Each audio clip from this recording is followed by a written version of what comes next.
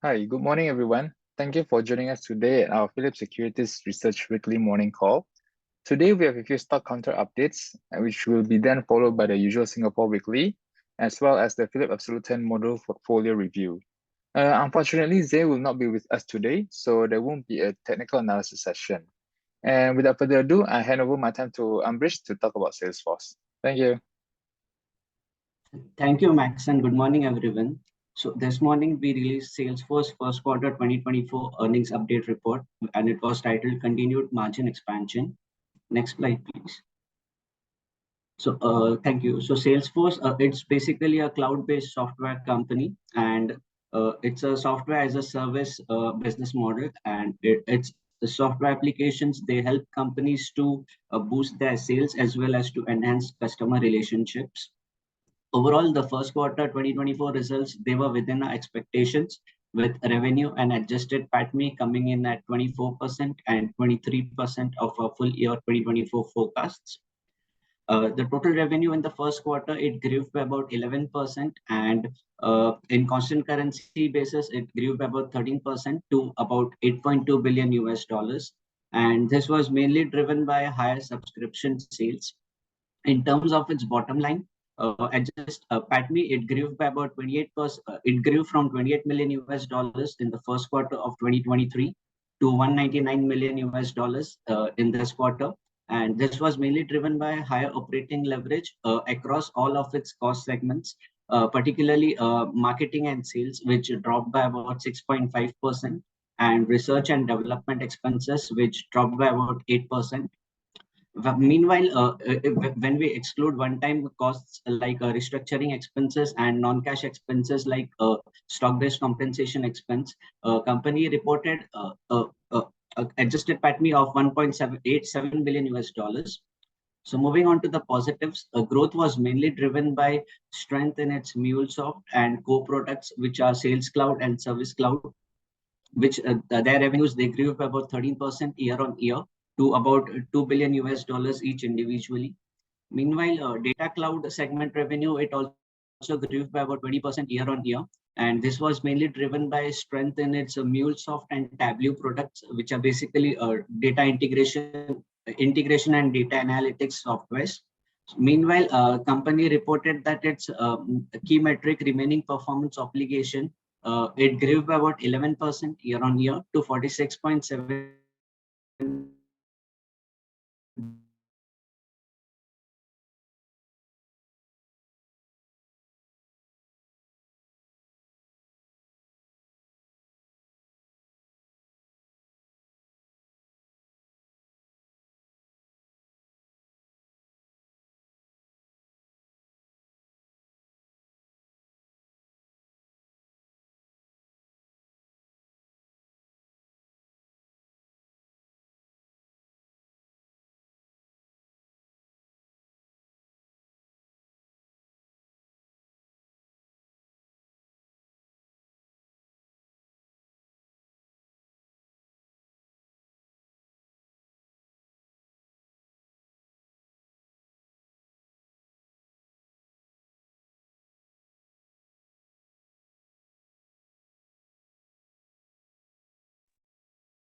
Hi, apologies. I think Ambrish is facing technical difficulties.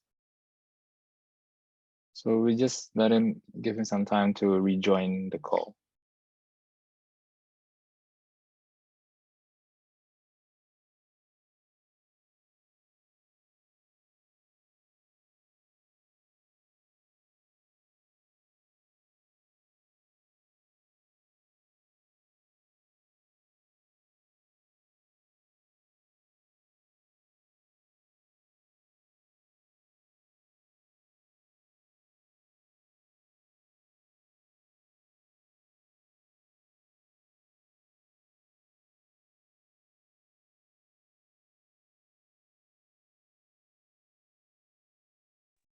Hello, sorry, I lost the connection.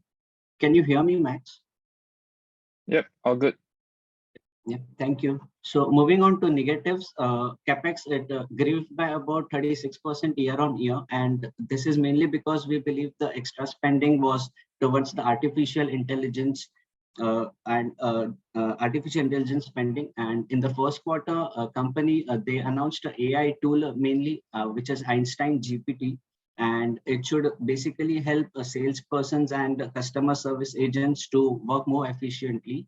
It should help to generate a customized sales template which can be sent to the customers. And for the full year 2024, we expect capex to be about $865 million US dollars. Next slide, please. So moving on to the outlook for the second quarter of 2024, company it expects its revenue to grow by about 10% year on year to about 8.5 billion US dollars. And this company, it does not expect any negative impact from foreign exchange currencies, fluctuations in FX rates. And in terms of its bottom line, company expects adjusted earnings per share to be about $1.90, which is a growth of about 60% year on year. And this is mainly driven by cost-cutting initiatives. And for the full year of 2024, company it maintained its previous guidance of about 34.6 billion US dollars, which is like a 10% year-on-year growth rate. And despite the first quarter beat, this was maintained mainly because company said that it's witnessing cautious buying behavior due to macro uncertainty, mainly from small and medium enterprises, and which is leading to elongated sales cycle and deal size compressions. In terms of profitability, company it expects its adjusted operating margin of about 28% for the full year, as compared to 22.5% in the previous year. And this is mainly, as discussed earlier, due to the high operating leverage. In terms of its bottom line, adjusted earnings per share, it's expected to be about $7.42, a growth of about 40% year on year. And in terms of valuation, we have downgraded the stock to accumulate from buy mainly because the stock price has run up in the recent past few trading sessions. However, we raised our target price to $226 from the previous $219, mainly because we have increased our PATMI by 2%. So overall, we believe that Salesforce it's still well positioned, mainly because it's likely to be beneficiary of digital transformation trends. And as companies, they integrate their different segments like sales, marketing, and services segment, they get a 360-degree view of their customer information. And as a result, it should help Salesforce. So that's all for Salesforce. I would now like to pass on to Meow Meow. Thank you. Thank you, Ambrish. So we initiated coverage on Sasseur REIT. It's the first outlet mall listed in Asia. So it has 4 assets in China, located in Chongqing, Liangjiang, Bishan, Hefei, and Kunming. So Sasseur has a diversified mix, with domestic fashion brands contributing to 43.2% of the total sales. International luxury brands such as Gucci, Coach accounted for 19.1%. As for the business model, similar to master lease structure, Sasseur derives rental income from lease agreement called entrusted management agreement. Rental paid to Sasseur are based on mixture of fixed rent with annual rental escalation of 3% and the variable component tied to underlying performance of the tenant sales, which varies across different malls. In FY22, the combined variable component accounted for 27% of the total EMA rental income. Next slide, please. So yeah, here's the picture of the 4 assets. Yeah, next slide, please. Moving on to the investment merits. Firstly, riding on the robust consumption in China, tenant sales at portfolio level was up 17.9% year on year in fourth quarter 23, which is 7.1% above pre-COVID level due to pent-up demand and successful promotional events. Outlet malls are capitalizing on the shifting consumer preference that is becoming more budget conscious. There's a price control agreement with tenant. Off-season products must be 20 to 30% cheaper than retails. In-season products, at least 10% discount. So leveraging on the increasing popularity of the outlet mall concept, tenant sales pre-COVID level was already growing at 12% year on year in FY19. With the normalization post-COVID and pickup in consumption, sales in FY23 are expected to increase by 25%. Nextly, stable rental income base. So Sasseur has mitigated operational risk through the EMA rental income model, which comprises of the fixed component guaranteed by the sponsor and variable component generated from the tenant sales. Sponsor bears all the operating expense and is liable for 3% rental escalation.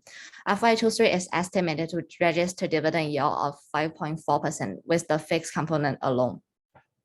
So last but not least, attractive yield and potential inorganic growth. Sasseur is focusing on expanding its portfolio through strategic acquisition of retail outlet malls. The Xi'an and Guiyang asset has already been granted right of first refusal by sponsor. With gearing assumption of 50%, Sasseur currently has debt headroom of 861 million. The valuation of Xi'an asset is estimated to be around 500 to 600 million, with stable cap rate of 7%. We believe such acquisition is DPU accretive with positive carry of 1.5% and would raise it by 4%, given that EMA rental income would increase by 45%. In terms of, next slide, please. In terms of risk, currency risk, as Sasseur generates revenue in RMB, I need to convert it into Singapore dollar for dividend distribution to unit holder. The distribution income is significantly impacted by the change in foreign exchange rate. Next one is operational risk. The portfolio WALE is 2.6 years by NLA and 1 year by gross revenue in FY23. Given the current prevalent trend of short-term leasing in China, the variable component of EMA rental income is susceptible to the renewal decision of current tenant and the ability to secure suitable replacement. Last but not least is the income risk, as the sponsor is liable for the fixed component of the EMA rental income and annual escalation of 3%. Sasseur's capability to distribute dividend is contingent upon Sasseur Group fulfilling the obligation. As such, we initiate our coverage on Sasseur REIT with a buy recommendation and target price of $0.9. Our valuation is based on DDM using cost of equity of 9.15% and 1.5% terminal growth rate. And currently is trading at attractive yield out of 8.7% paid quarterly. Accretive in organic growth and better than expected tenant sales growth are potential re-rating catalyst. So that's all from me. I'll hand over my time to Peggy. Thank you, Mel. Okay, I'll cover SATS today. SATS released its results FY23 results last week. Okay, thank you. Okay, we had a neutral recommendation. We maintained that, and we lowered our target price to $2.51. The results were slightly disappointing. Revenue was up 49%. That's about 3% lower than pre-pandemic level in FY19, but cost has escalated. This revenue also included a full year contribution from the Hong Kong-based AAT, which is a cargo handler, and AAT was loss making. Okay. The cost escalation was also due to 44 million incurred for M&A expenses, and it also enjoyed some relief from the government. Excluding the relief, the net profit would have been 77.6 million, and net loss would have been 77.6 million. And this relief will not recur again in FY24. So it will be a year of normalization. Yeah, the staff cost was the main item that surged. It surged by 62% year on year, a combination of inflationary pressure. Also because SATS restored to full capacity ahead of the recovery in flight volume. As at March 23, the number of flights at Changi Airport was still 25% below pre-pandemic level. And Changi Airport accounts for 80% of SATS revenue. The uneven aviation recovery also was also seen in the Malaysia and Saudi Arabia, in addition to Hong Kong, and those three regions dragged down the numbers. Another negative is that it has turned from net cash to net debt. Net gearing is now 0.33 times. And when we consolidate worldwide flight services, which they acquired in beginning of April 23, that consolidation will add on WFS debt to the balance sheet. Then that we think will raise the net gearing to 0.84 times by the end of March 24. Okay, and that acquisition also will result in goodwill and intangible assets. We estimate that's about 3.5 billion. The SATS has not decided how to split the two amount. They are relying on professional judgment. So when the number is out, there would be amortization, especially for the intangible assets, which we have not factored in our earnings projection. We are cautious about the outlook because cargo demand is weakening. According to IATA numbers, the industry-wide cargo loads are down 10.1% from January to April this year.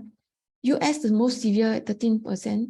Europe is down 8.2%. Asia Pacific is smaller decline. The only region that has a slight growth is in April is Africa.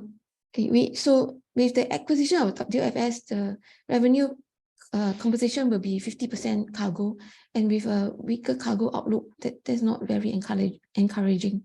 And WFS will bring to SATS also higher finance costs. And if SATS is in the midst of refinancing the notes at WFS, which the interest rate is between 6 to 7.5%.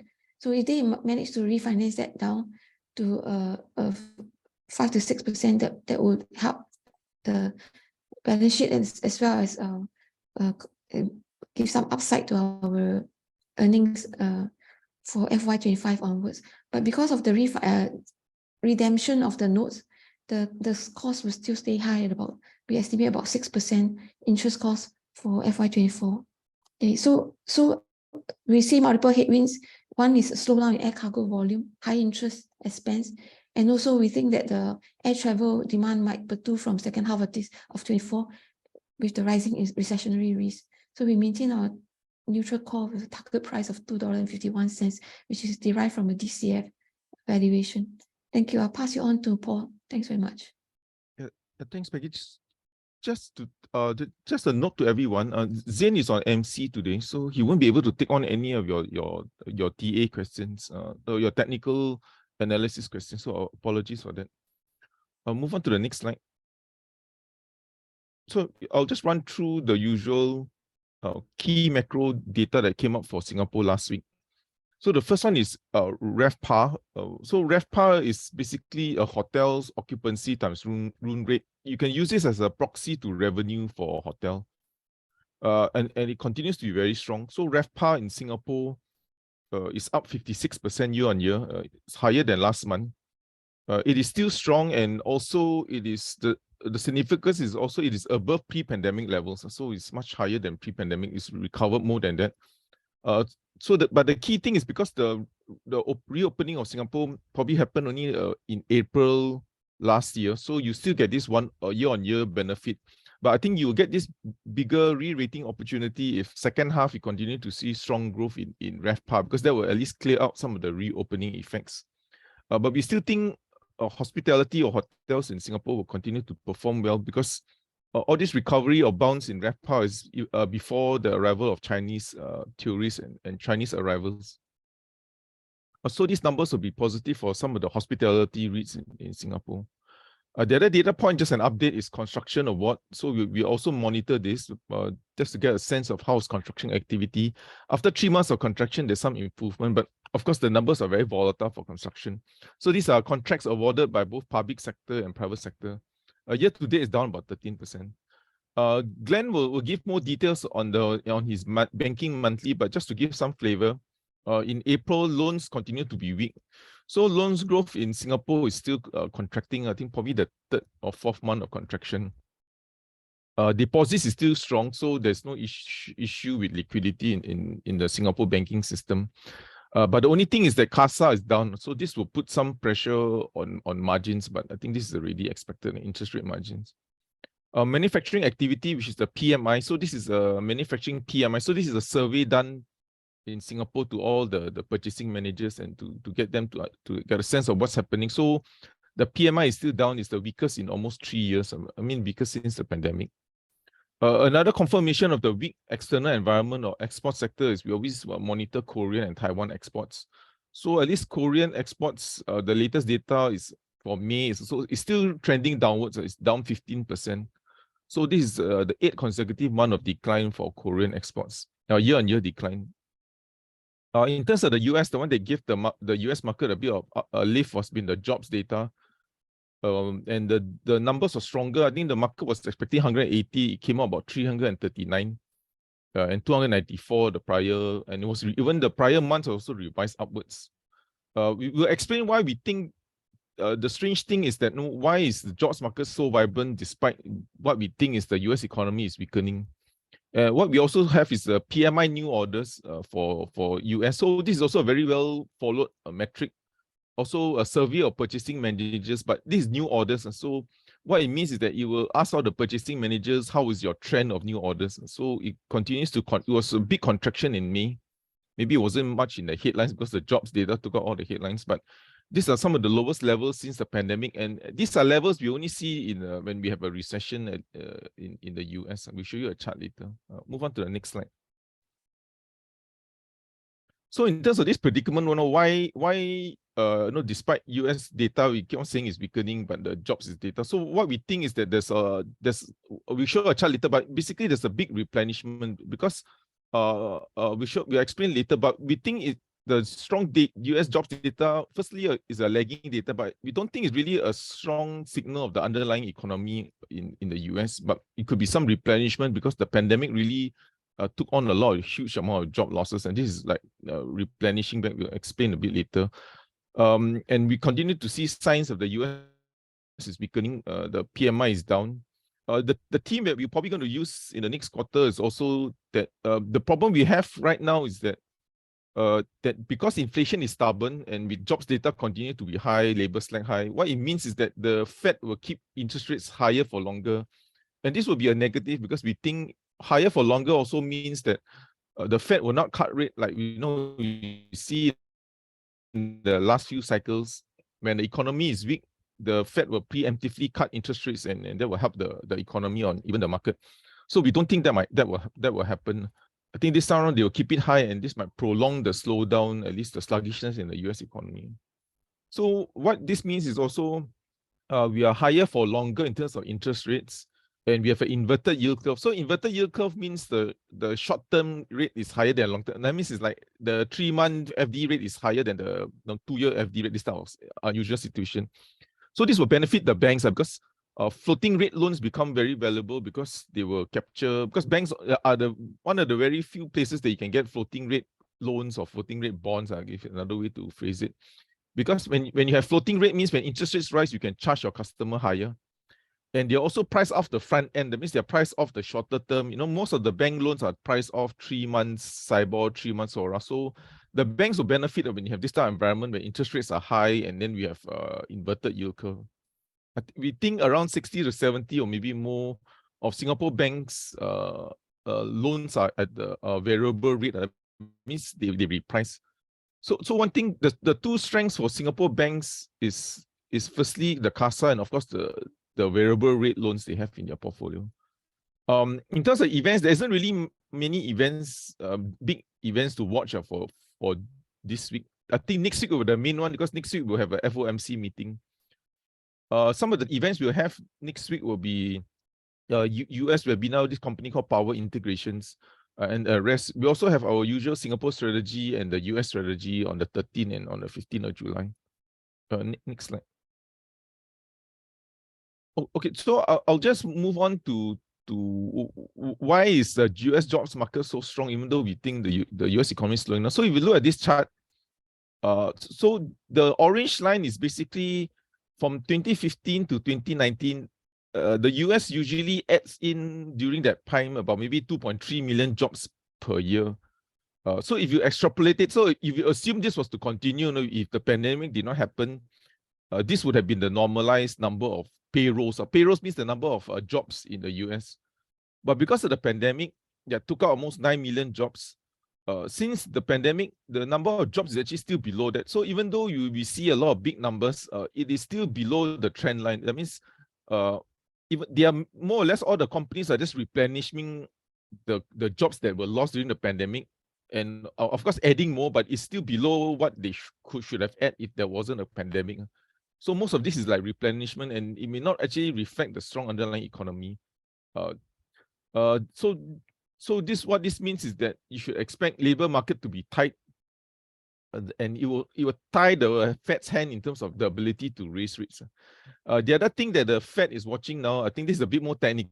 I mean, it's just that if you Ben Bernanke came up with a report to explain why he thinks inflation is still so high in the US, and of course even Powell also mentioned this is the new metric that he will look at to monitor the labor market. It's not just unemployment, but actually what they're looking at is this called labor slack, which is the blue line, vacancy to unemployed. So until this line comes down, I think the Fed won't think that inflation will come down, because even Bernanke wrote a report and he says that labor slack is one of the reasons why inflation is high. So unemployment rate is good, because unemployment rate will tell you the number of people unemployed, but vacancy to unemployed, that means the number of jobs out there. So let's say there's 2 jobs. The ratio that you see here, 2, means there's 2 vacancy to every 1 person looking for a job. So what it also means is that they want to also this ratio can capture corporates' plans to hire, because when they have vacancy means the corporates are looking for people.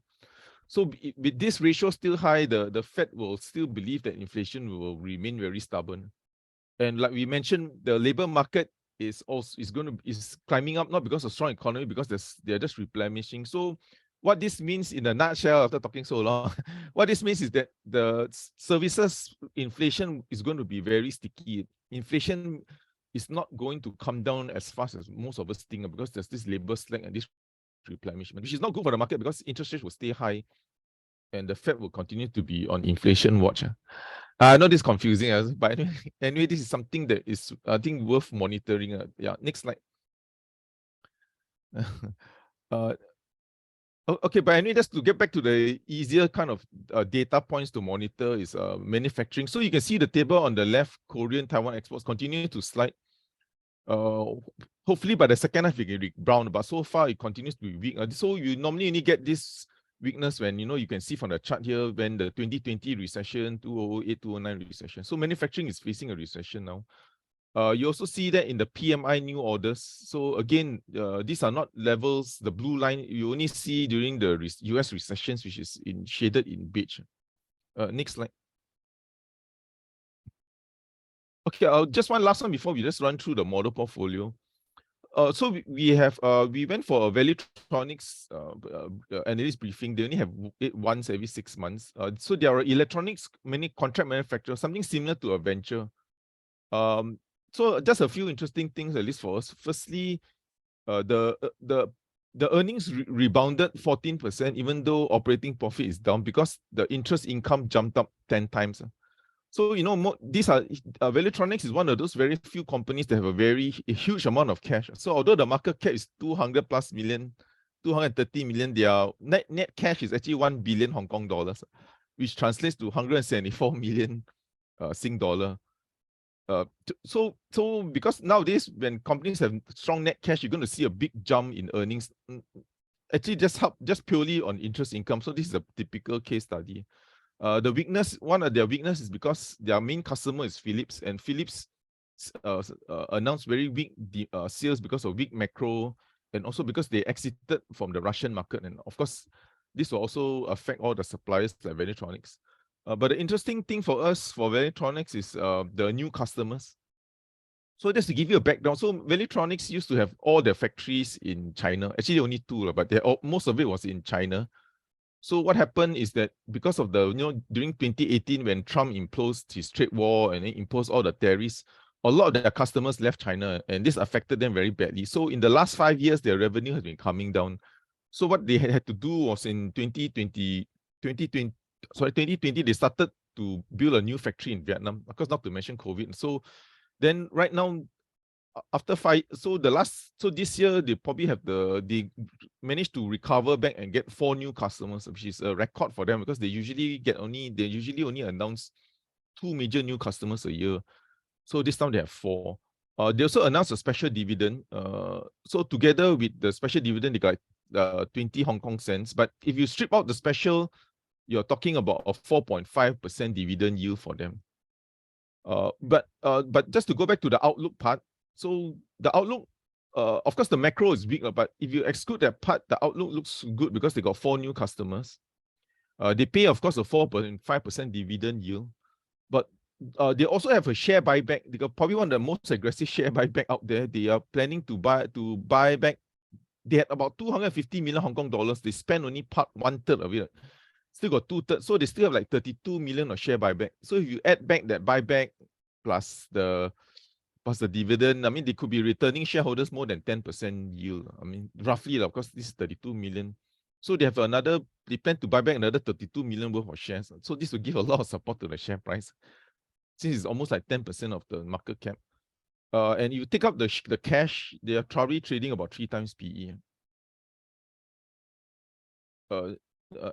Next slide. So we run through our model portfolio. So our model portfolio, out of the 10 stocks, only one had a gain. So 9 of them were negative. Of course, the biggest drop was Propnex, but that was expected because I think there was an unusual run in the share price after bonus issue. The only one that went out was Capital Corp. So we were down about 5.4%. The table on the right is just an illustration how we compare with the ETF, the SING ETF. But of course, this ETF includes dividends. Ours we don't, but we just kind of just for comparison only. We don't. Oh, sorry. This is the index, right? Not the ETF itself. Sorry, my apologies. But we're underperforming by 2.5%.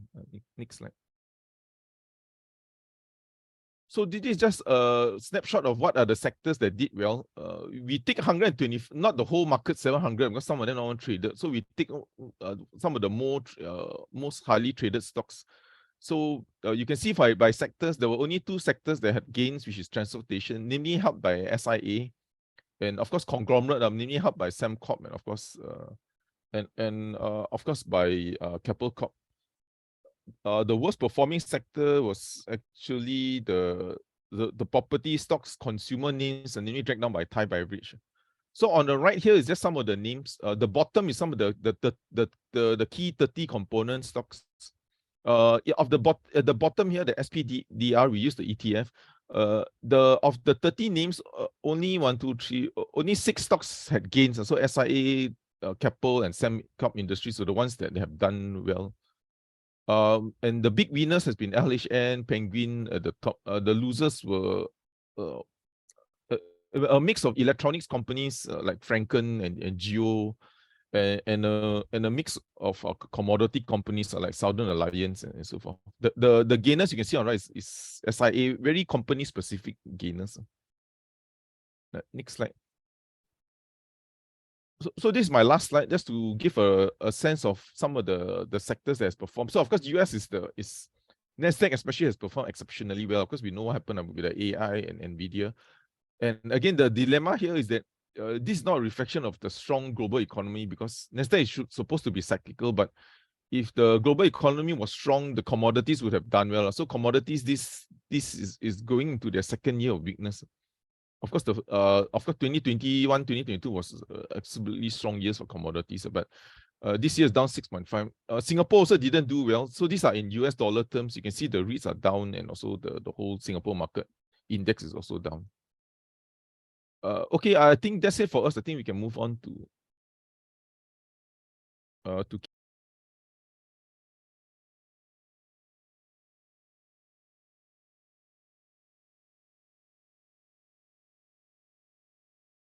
Darren, you want to take on some first? Yeah. Okay, the first question is Maple Tree Industrial Trust. What are your views fundamentally and technically following the $2.21 private placement, and do you prefer MIT over CapitaLand Ascenders REIT? Yeah, so for those 2 REITs we do not cover, and so both of them also recently issued a private placement. So and both also, the private placement were oversubscribed by over 3 times. So there's you can see that there's a lot of demand there in the market. But fundamentally, this placement was for acquisition of a Japan data center for Mapletree Industrial, and for the capital ascenders was to acquire the Seatrum asset. Yeah, and pro forma wise, the company guided that it will be around 2% accretive for the Mapletree Industrial and about 0.7% accretive for the capital and ascenders REIT. Yeah, so this is basically just the first foray into Japan for Mapletree Industrial, because currently their assets are in Singapore and US only. So and Japan is the only country that you can get a good carry spread. Like the rate of the loans they got about 1.6%, and the MPIU probably around 4%. So there's about a spread of 2.5%. So yeah, in the long run, this should be accretive for Mapletree Industrial. Yeah, but we do not cover, so we can't really comment any further on that. Especially which do we prefer, MIT or capital and ascenders? Yeah, but both also issue a private placement. So in the near term, there'll be some weakness in the share price. Yeah, and for the technical part, fortunately, Zane is on MC, so that one have to wait until next week for Zane to return. Yeah, the next question is capital DC's removal from the STI index with effect from 16 June. To what extent is this negative for the counter? Yeah, so actually for this, not much impact. The only impact is that all the ETFs and funds that are kind of linked or mimic this STI index or trade according to like the STI constituents, they will have to sell off this capital DC. So yeah, this will have a fundamental like overhang in the share price because of this all the ETFs like kind of selling off this KDC to buy into Seatrum for them to have a direct application of the index. So the only impact I can think of is all these funds switching out to mimic the STI, like all these ETFs. Yeah. But fundamentally for KDC, other than that, no, not much impact, only the overhang of the shares.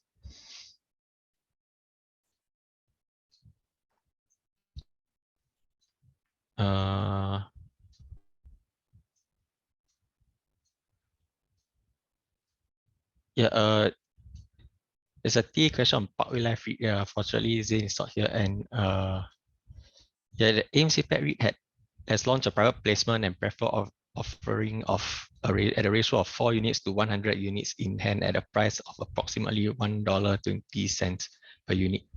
Is this preferential offering worth subscribing to? Yeah, so AMC Pet REIT, they had a private placement as well as a preferential offering. So the price is around, I think the price has been finalized already. It is the placement is at $1.21, and the preferential offering is $1.18. Yeah, so this is basically to fund AE to fund like capex and AEIs. Yeah, for AMC Pet REIT. And then they also have some perks for capital. Yeah, so is the preference worth subscribing to? Based on the current share price, it is still worth because it's kind of at a slight discount. If you can get a preferential offering, it's like $1.20 compared to the share price now. Yeah, so yeah, it could be worth. Then the funds that they use also 32 million of it will use to fund some AEIs for 2 of the current properties, and another 65%, they mentioned that they will do AEIs other than the identified AEIs of the 2 assets, but we do not really know what they are yet. So yeah, we can't really say whether it is accretive or not in totality. Yeah, so I think I will answer your question. Can't really answer that. Yeah, but fundamentally, if you can get yeah, at 120 versus the current share price of 123 is worth, especially if you have a you are a current shareholder. Yeah, you should definitely subscribe to the preferential offering. If not, you'll be diluted.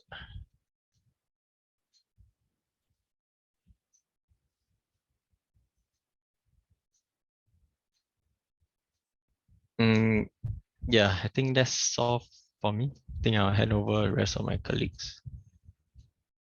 Thanks. Oh, okay, thanks, Darren. So move on to this is my favorite topic, ComfortDelGro. So hi, ComfortDelGro is at least 15-year lows. Any idea what's going on and thoughts on the stock, please? Yeah. So firstly, this stock is I think now trading at around 5% dividend yield, and for what is worth, the company is at least buying back shares almost every other day. So what went wrong with it is mainly because of inflation. So they were hit. The results didn't come up as good as expected because they were hit by three things. Number one, the end of December, they had to incur, because of all the bus strikes, they had to incur higher bus driver fees, which usually is passed on because their business model is a service fee. So this will only be priced on when they do the renewal of their contracts pegged to inflation in the UK. So that's number one. Number two is also the rebates that they were outside. They had to give more taxi rebates because of China, the lockdowns and so forth. Number three was mainly the Singapore bus contracting was down, but it was offset by higher rail traffic. So what is the outlook? So all these put earnings more than we expected, more than I expected. So what can we look forward to? Of course, there's a 5% dividend yield. We still think earnings will recover, mainly because number one, the taxi rebates, they used to give 15%, they are dropping it down to only 10% rebate. That means discount to the drivers. Number one. Number two, you should expect the repricing of all these problematic bus contracts in the UK to slowly be unwind. That means they get higher pricing, they get the repricing of all these contracts, mainly in the second half. I don't think even the third quarter you might see that. And number three, the model has changed a bit for taxi. I know we all know taxi is problematic, but now they moved the taxi more into a Grab model, and because of the shortage of drivers, even the number of taxis is actually kind of stabilized, and also what we see is even Grab ride-hailing apps like even Gojek is also trying to work with them because they have all the drivers with them. So we think this is a rebound. And the fourth one is that for us, why we like Comfort is not only just the earnings recovery because of the pandemic, and like you mentioned, it's a 15-year low. The balance sheet is probably stronger than, they probably have a record level of net cash on the balance sheet, about 700. I guess some of it is going to be used to buy back shares and some of it. So it was not just an income recovery, which obviously disappointed us. We thought the recovery would be stronger than expected. But it was also a balance sheet story because their net cash now has shot up to 700. Because after the pandemic, the one thing good about not having that much taxis is also because you don't need to spend so much on new taxis. I mean, you just have to renew the fleet, you don't have to buy additional. So these are some of the factors. That's why we still have a buy. I know it's probably we like every quarter we do strategy, we always get hammered for this, but just that the fundamentals are still there. That's why if the fundamentals have changed, then we would have changed our views. But if the fundamentals are delayed, then very hard for me to, at least for me, I mean, very hard for me to just change my view because it's been delayed. Yeah. But for me, the fundamentals are still there, improving. But of course, it was worse than we thought in the near term. Yeah, okay. The same question, what is wrong with ComfortDelGro and no end to the drop? Yeah, tell me about it. Yeah. Yep. Paul, Mr. Comfort, what happened to CGI? Yeah. Looks like share price getting what might have cost. I don't see any particular news. Yeah, but you can call me Mr. Comfort. Yeah. ComfortDelGro, yeah, not Mr. Comfort. Yeah, but we really don't see anything. And they're also still buying shares. Yeah, I shall post this in the community chat. My name, Mr. Comfort. Yeah. I would love to just just drop it to neutral. Don't have to have so many questions. But because if the funnels are still there, then we will still stick with it. Yeah. What's your latest view on IX Biopharma? Thanks. For IX Biopharma, they don't make announcements, but there's a lot of developments happening there. I think on the one track, the main one will be CLOS. So CLOS is undergoing their studies for the CRPS. It's a more acute pain. So probably by end of this year, you should see some results, and hopefully by next year they can start selling, because CLOS, if you recover, is the licensing agreement they had with this Nasdaq listed company. They're also moving. There is a lot of development behind the scenes. I think they're also moving into vaccines. I think we'll have to wait for the company to give more details, but they are pushing more into using the technology. That means put because if it's in the mouth, I think if you put the tablet or the film under the tongue, it has a better way to detect all the viruses. So one way to because you can go straight into the bloodstream faster. That's one way to deploy a vaccine rather than inject it. You can actually use their technology to put it under the tongue. So that's one of the developments. But the sad fact for this stock is, I think maybe that's why they also don't really announce much development, because investors here just want to look at the profit. I mean, we don't blame them. Everyone wants to look at profit. But for biotech stocks, it's just a lot of development and so forth for them. But there is development happening for them. They are moving the technology. The commercialization, first one will be what's happening in CLOS. Yeah. And of course, the other development is they have got capacity now, so this should improve the revenue, as you already saw in the first half. Outlook for Raffles Medical. Raffles Medical doesn't give much updates, but we normally look at IHH to get a sense of the performance. We think Raffles Medical earnings will be more or less only flattish this year for us, because I think there will still be some COVID-19 drag. So why they benefit? What caught us by surprise for Raffles is that we thought that COVID-19 related earnings would collapse, but it didn't, because they still did quite a bit of testing and so forth. And they also had the community hospitals, because there's been delay for some of the hospitals, I think in Woodlands, and yeah, if I'm not mistaken, I will need to double check on it. But one of the delays in some of the community hospitals in Singapore. So as a result of that, they have all these facilities, the CTFs, which converted into, I guess, temporary hospitals, which is being administered by Raffles. So this year will still be strong. So, but for us, we still looking for China, whether they can hit the formula to turn it around. So far, there's a bit of an unknown for us. But having said that, if you look at hospital valuations, the last few takeovers that have been done, most hospitals trade at 50 times PE. I mean, whether that's the right PE to use or not, but it is about 20 times. I mean, right now it's about 30 times. I mean, of course, it's expensive compared to most stocks, but any privatization of hospitals usually go at the 50 times PE. Yeah, I think if you look at some of them, those that were done by IHH recently. Yeah. What's your company outlook for China Vision? I think we do like China Vision. We don't have official coverage, but I think our thesis for China Vision is that pre-pandemic, their associate, which is the Shanghai Refueling, make about 80 million. I think now it's only 20 million. And with the reopening, it's just the timing. The earnings will definitely recover. Yeah. So there's a huge tailwind for them with the reopening because their refueling station, like we mentioned before, there's only one refueling station for the jet planes. So of course not, they don't fuel planes that come in. So any planes flying on the international flights, there's only one petrol station which belongs to China Aviation as an associate. So that used to make about 80 million at the peak. So the most recent number was only, I think, 20 million plus from associate contribution. Yeah, why venture tech? Yeah, I think venture is just down. It's just the overall weakness in the overall macro environment. The whole electronic sector is down. I think Franken, everyone is down. Like we showed the chart. It's just a more macro. The only one holding up is a bit more because of sentiment is the semiconductors. But again, like we said, like we highlighted last week, the AI might be up, but the whole semiconductors, it's just that the whole, like we showed you the chart earlier, there is a very steep drop in manufacturing activity. globally, and it will hurt everyone. Yeah, it can be even venture, I think.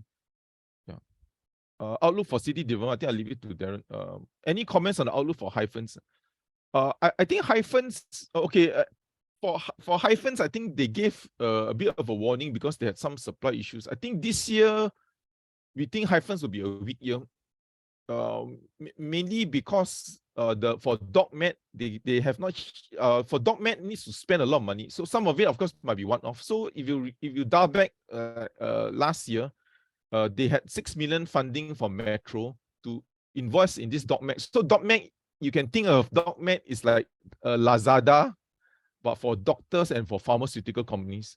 Of course, why they have a better chance of doing it, because they already have an existing platform where they sell. So they supply, so hyphen supply through Pan Malaysian, supply all the clinics, GP clinics in Singapore, they supply the cotton, the medicine. So they are supplied to this. So the game plan for DocMed is to build a platform so that all the doctors will be on this platform. It's like a Lazada. The buyers are the doctors and the sellers will be all the pharmaceutical companies. So not only do you take the usual transaction fee, you can also get a listing fee. You know, like a typical Lazada, you want to put on my website, the suppliers, the pharmaceuticals, the drug companies that on this website can also benefit. So that is for their specialty pharma, and for the only thing for the proprietary brands. So hyphens also has proprietary brands where they sell. Ocean Health is the main one. They also have Ceradan. So the main weakness for proprietary brands is that's why you notice proprietary brands margins is lower than specialty. I mean, which is unusual, right? If I own my own branded, how can my margins be lower than something I distribute? The reason is because they just don't have scale yet. So proprietary brands don't have scale. They only operate mainly in Singapore and Malaysia. But if you look at specialty pharma, where they are global distributor, why is the specialty pharma margins higher than even their own brands? It's because these principles that they represent have global scale. So once you have global scale, I think you can give margins away to your distributor. But when you don't have scale, how to give margins to distributor, you also don't have enough margins yourself. So but this takes time. So their own brand like Ocean Health, Ceradan, TDF, all this needs time to build scale. So this one, there's a longer journey for them. Oh, sorry, I think a very long answer, but anyway, yeah. Okay, for SingPost, could you expect of a strategic review? Can SingPost thrive on logistic business if postal services? Yeah, okay, so for SingPost, for those who don't know, just to remind everyone, sorry, I mean, those who know already, I think that's a refresh. Because SingPost is a bit complicated. So SingPost have 3 business. One is, of course, delivering letters and parcels to us. Of course, that is letters, of course, on a decline. Parcels, though, in the near-term decline because less people are doing e-commerce shopping, like me, doing less. Also, the second business is logistics, which they are pivoting a lot to Australia. And the third is international parcels. So which is like we highlighted as an example, you know, a shipment instead of from China to Europe, they actually come to Singapore. Then Singapore will combine all the parcels from Southeast Asia and then bring it to Europe. But that's also very weak because not enough flights out of Singapore. So the strategic review could be a big positive for them because the share price because eventually we think there could be 2 peaks. So the strategic review is basically to take back the parcels because they cannot raise price for postage letters. Everybody like us will complain. And you know, there's less and less letters. So this is a structurally challenged business that they have. Being a postman, that's a structural challenge.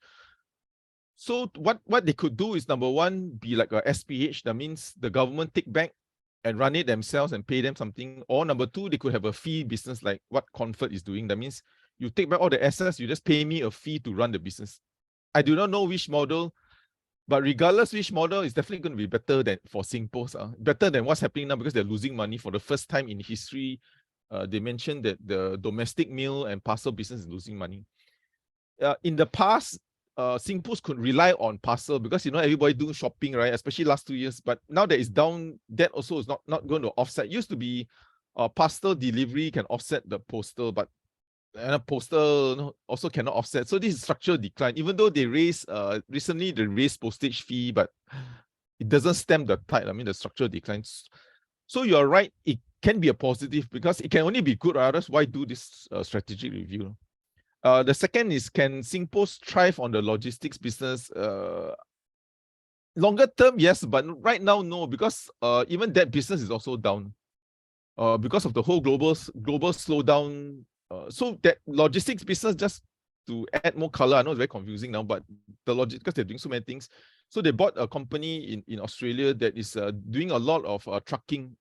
So what's so special is that it's like a platform tool. All the truckers come, all the customers come. But if no economies are slowing down, I don't think logistics can save them in the near term. But it's an interesting story because it can only be better after the strategic review. Yeah.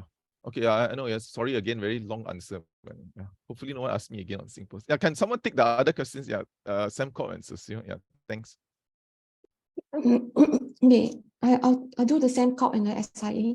There are two questions on Samcorp. One is Samcorp target price and basis. The second one is Samcorp Inc. has been moving uptrend. Can still buy now. Okay, I just posted something on P3 on Samcorp.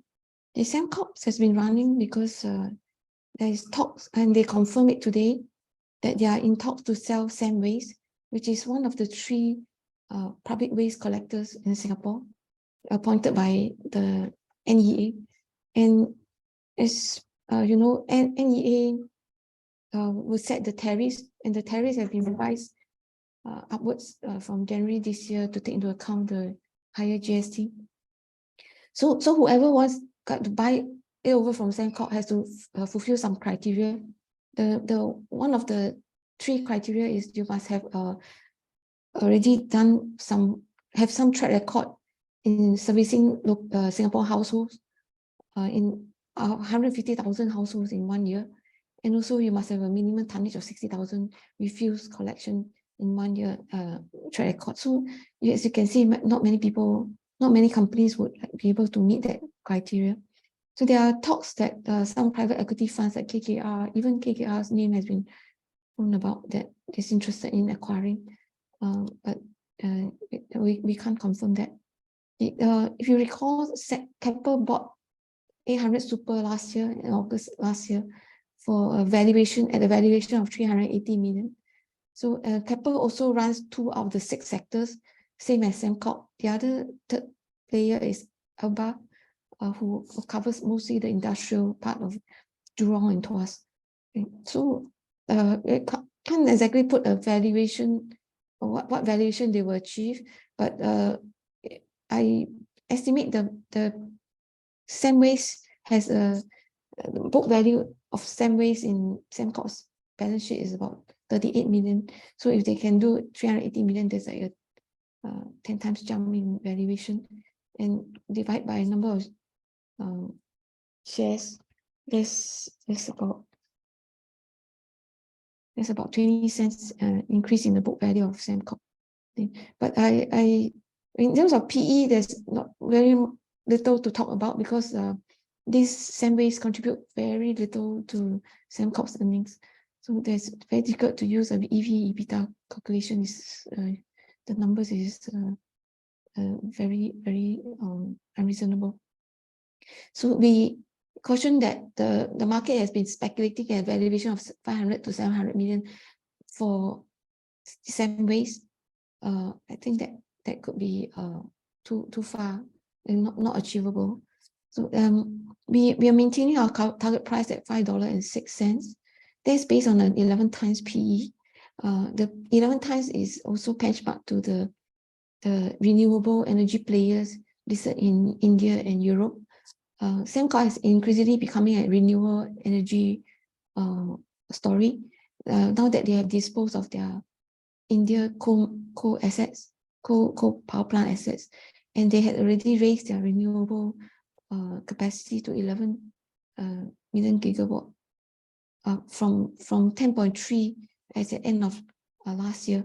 So funds who are into this ESG sustainable focus would be keen to collect Samcorp and build up that portfolio. So we think could be running on that news, and we suggest not to not to jump on it not to be too enthusiastic about it, about the valuation. Okay, the next question is SIA. What are your views fundamentally on SIA? Still a great way to fly. The SIA, if you look purely just look at the cash flow, it's going to be we estimate it will become a net debt company with a gearing of 0.4 times as at March 24. Why so? Because they have to start incurring capex again after not doing so for the last 3 years. So the average capex in the pre-pandemic was 5 to 6 billion a year. So that will have to come back, because they guided 3.7 billion for FY24 and then gradually raising it up. And on top of this capex spending, they're going to redeem. They have another 3 billion to spend to redeem their MCB by June this year. And yeah, so the cash flow is probably going to be negative, turn into a negative, which they need to raise funds for the borrowings to fund all the capex plan. The price again has been running also. I think 2 weeks ago, we discussed on Vistara. Sembcorp has a stake in Vistara, which they have been loss making. They own 49% of Vistara that has been loss making since they bought it in 2013. They lost, so they wrote off all the investment in Vistara up to 1.1 billion. They wrote it off by September last year. But now there's a news that the Vistara is going to be merged with Air India to form a bigger entity that will have 25% of the domestic market in India. And on top of that, SIA will inject 360 million in Vistara to raise in the combined group, to raise its stake in the group to 25%. So which means technically, accounting wise, it can write back the value that they lost in Vistara, and actually gives the combined valuation, the valuation of the combined group at 6.3 billion. So you take 6.3 times 0.25, that means the book value, the book entry for Vistara would be, book valuation should be about 1.58 billion. So when you divide it by number of shares, that will leave SIA's NAV by 40 cents per share. So but I caution, this is just an accounting way of accounting for their stake. It really the combined group has to be profitable in the future in order for SIA to NAV to grow from here. Okay, the combined group, for information, in the first half 23 was still in a net loss of 1.2 billion Sing dollar. So the run in the SIA shares price could be because of the revaluation, the revaluation of SIA NAV, but it does not alter the fundamentals of the business, which is going forward, they are going to add more capacity to reach 90% of pre-pandemic level by the end of 24. But costs also would be rising, and yields would also need to fall as more regional carriers, especially the China and Cathay Pacific, starts to add capacity back, restore their capacity to pre-pandemic level. So there will be pressure on yields, and there will be more competition ahead. So we just be very mindful of this, and not to be carried away by the run in the share price. I hope I answered that question. Thanks very much. I pass on to maybe Miao. You want to take the Sasseur? Thanks. Yeah, so let me just do a quick one here. Sorry, Mel. Yeah, you just stay online. Just a very quick one.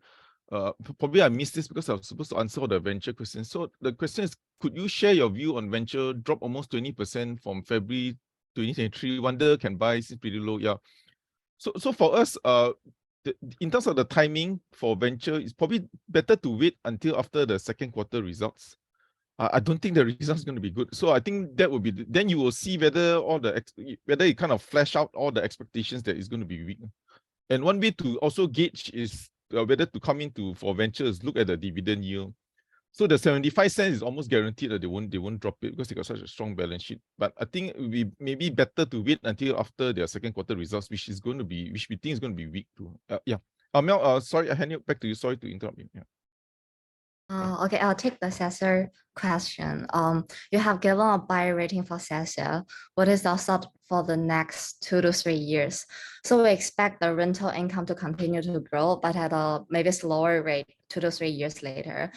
Because there are we expect more than 8% sales growth annually, and with the 3% fixed rental escalation every year, and this would provide stable dividend yield and also like capture the upside from the tenant sales. And also, since the industry is just like growing in China, there's currently only 266 outlet mall in China. Comparing with traditional mall, there's 5,600 traditional shopping malls. So we expect there will be like growing popularity of outlet malls, which will generate higher sales. And also, Sasseur has also strengthened their VIP memberships. Also, VIP usually accounts for more than 60% of the total sales, and they actually have the downgrading mechanism. Like if you don't spend like more than the required amount, Sasseur will downgrade your privilege. So, and they also keep launching new offline events. Such as the perfume appreciation and also like annual sales event. And that would increase the retention rate of VIP and also like attract new customers. And also they have the inorganic growth opportunity, and they are monitored closely on the share price and also eyeing acquisition. And they are very likely to acquire something like this year or next year. And the asset will be similar to the biggest Liangjiang asset in terms of the valuation, also the revenue potential. Yeah, so we expect the DPO to further improve by around 4% after acquisition. Yeah, that's and there's another one. What are the key competitive advantages of BHG retails versus Sasseur REIT? Yeah, so firstly, a BHG maybe targets more to the high-end customers, like they have Chanel, Gucci, etc. And it's like SKP mall in China. And however, like Sasseur targets more of the middle income customers in China. And yeah, Sasseur has a stronger, not stronger, but more responsible sponsor. So they guarantee 3% annual rental escalation. Yeah, which support the downside. So we don't cover BHG, so I can't really comment on them. But Sasseur is like capitalizing on the shifting in consumer trends towards more bargaining goods. So after COVID, we believe people are more value conscious. So yeah, would go to their malls. So as for the dividend yield, BHG is trading at 4.2% and Sasseur is 8.7%. Yeah, that's all from me. I'll hand over to Darren.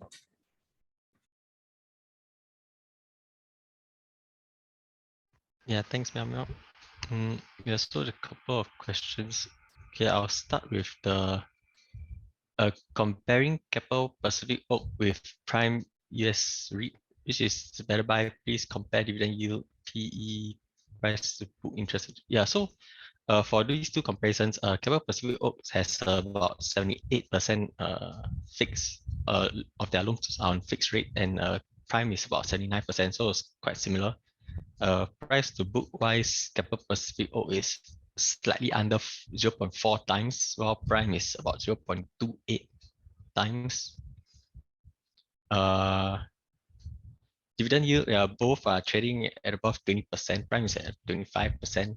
Keppel Pacific Oak, I think is around 20% if I'm not wrong. Yeah, so yeah, that's a comparison there. And then follow is Manulife. Prime has gone down quite a bit. Buy now, cut loss or stay. Yes, for Manulife, we don't cover, but as we all know, they are undergoing this strategic review. And the latest is the exclusivity with Mirae has lapsed. So now they're still in talks. It's still undergoing. Yeah, but there may be other options as well. It's not just, might not be only Mirae. Yeah, and for Prime, we still have a buy call on Prime with a target price of 46 cents. So yeah, that's all I can say for that. Yeah, but we understand that the US commercial market is still facing a lot of headwinds with higher vacancies and such. So yeah, there are a lot of headwinds, and the share price, the sentiment might remain weak for a while. Yeah, but definitely is at trading at, like mentioned, the 0.4 times or under price to book is a value play right there. Okay.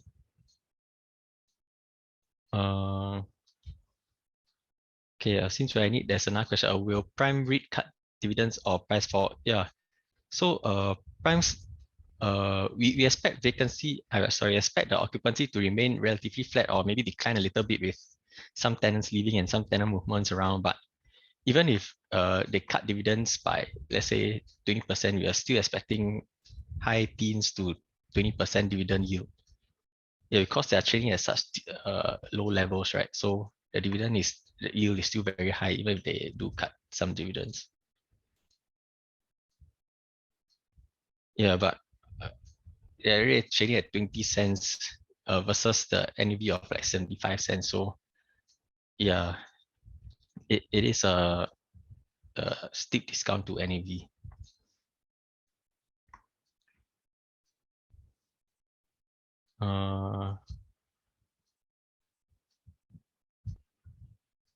Outlook for Capital DC REIT. Yeah, so Capital DC REIT, as you all know, they've been removed from the STI, so that is the near-term headwind for them. But fundamentally, data centers, they have a tenant stickiness as is the tenants, the cost for relocation is quite high.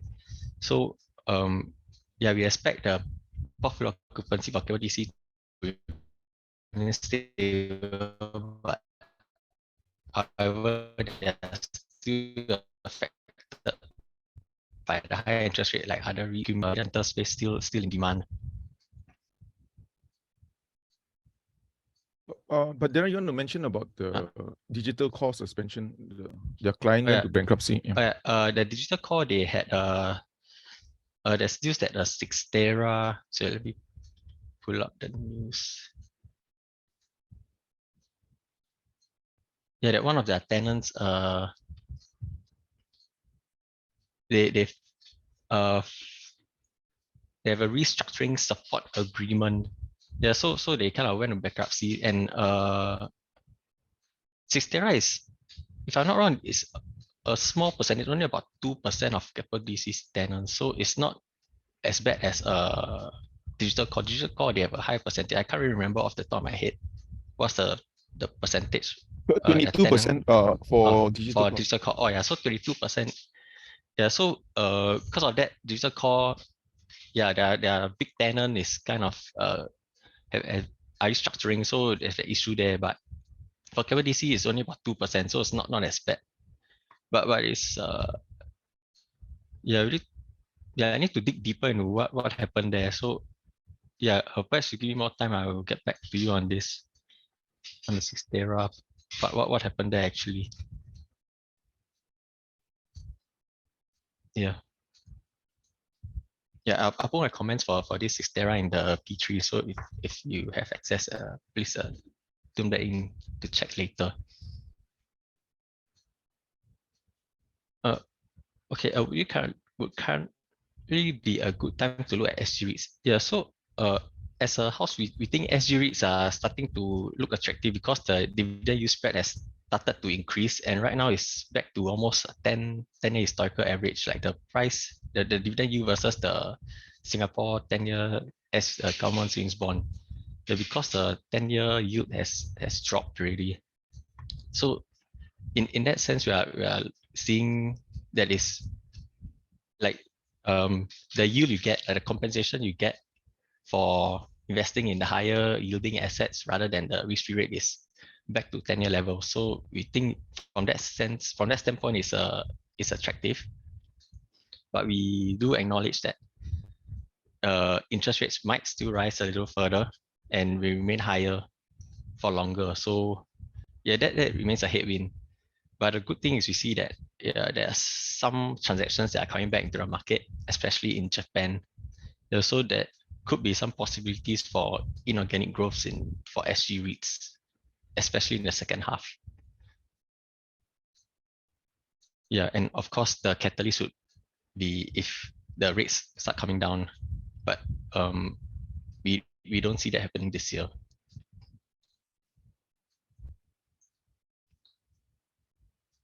Outlook for Phillip's Hospitality Trust. Yeah, so Hospitality REITs has been benefiting from the higher RevPAR numbers. But for FHT, last year they did they tried to privatize, and then because of that the price shot up, and then unfortunately it failed by I think got voted down by less than 0 point something percent. Like they needed to cross the threshold of 75%, but it did not hit. So as a result, the price kind of crashed back, and it has not recovered to that price levels last year. We think there might be a possibility that they might have another attempt at this privatization, but this is just a speculation. We got no news. Yeah, we don't cover FHT, so yeah, we do not know. Yeah, but FHT, they are recovering from the RevPAR, and they had some solid set of results in the first quarter, as with all the other hospitality REITs.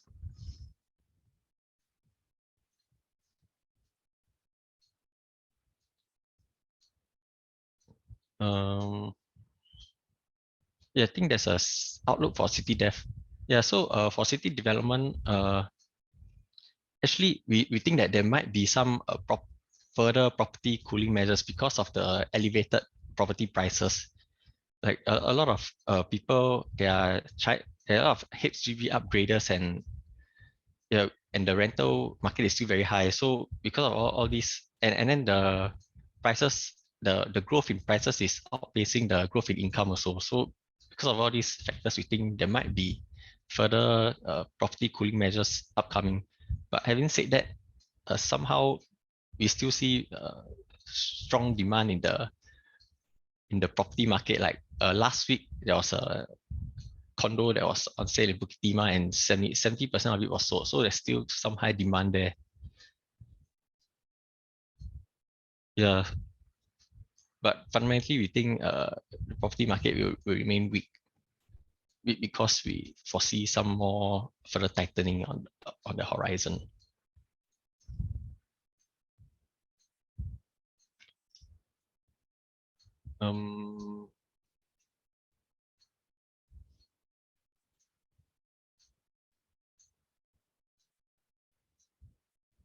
Yeah, I think there's one more question. Can you share what your top 5 REITs worth to invest with the current market price? Yeah, so for this, I need to check more on the current market price, so I don't have that at the list. So I can't really comment on that for now.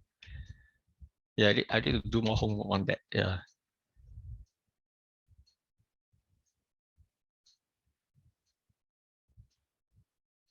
Yeah, I think that's all for me. I think I'll hand over the time to the rest of my colleagues for now. Thanks. The Parkway Life you done? The first question. Oh, I thought that was a technical question. Oh, okay, that's okay. Let me just ignore it. Yeah. Okay. Sasseur, have you done Meow? Yeah. Yeah, I did. Can you just already. stick it? Yeah, can you just stick it out? Yeah. Is Yeah. Samudra Shipping buy or hold? Yeah, for us, I think at least we don't have coverage, but for us, Samudra is like it's like buying glove sector. They over earned the last few years, so container rates are down. I think around 80%. So, and there's a lot of supply coming up. I forgot. I think 50% of existing fleet that's being ordered. So I think it's going to be tough. It's almost like I said, it's almost like buying the glove stock after the big rally. So they over earned the last few years. It's probably going to be very tough the next few years, especially with the global environment so weak. That's already one big challenge, but at the same time, you have huge supply coming out of container vessels coming up. So that's going to be another challenge for them. Yeah. What sort of counters benefit from the Shangri-La dialogue? It's probably only one stock that has all the defense. There's only 2 stocks, I think, in Singapore that has defense-related business, which is ST Engineering and SafeMed. Yeah, I mean, if you're referring to defense, what's your 12-month outlook for Sheng Siong recently? The price corrected. I think Sheng Siong, will give, as usual, Sheng Siong will give stable growth. They have 60 over stores right now. Their competitors have almost 200 stores. So there's a long runway. They're going to open 3 to 4 stores a year at least. So this is going to be just slow and steady growth for them. Yeah. And the same old story is just taking market share from wet markets. So this is a structural trend, but this is not like a high growth stock. It will just be very slow and gradual. But growth is returning because they can now open new shops. Because when the pandemic they couldn't. Now that the HDB has reopened bidding, so that growth can come. But this is not a stellar stock, like an ultra high growth stock. You only see that once they become really, really aggressive in China. So China, they only have, I think, 4 or 5 stores in China. They have a minimum of at least 30, because it's only when you have 30 stores, then you will open a hub. I mean, a central storage area, or a distribution, a warehouse, a major warehouse. So they could ramp this up to 30 stores, and 30 stores is a lot. 30 is like half of Singapore.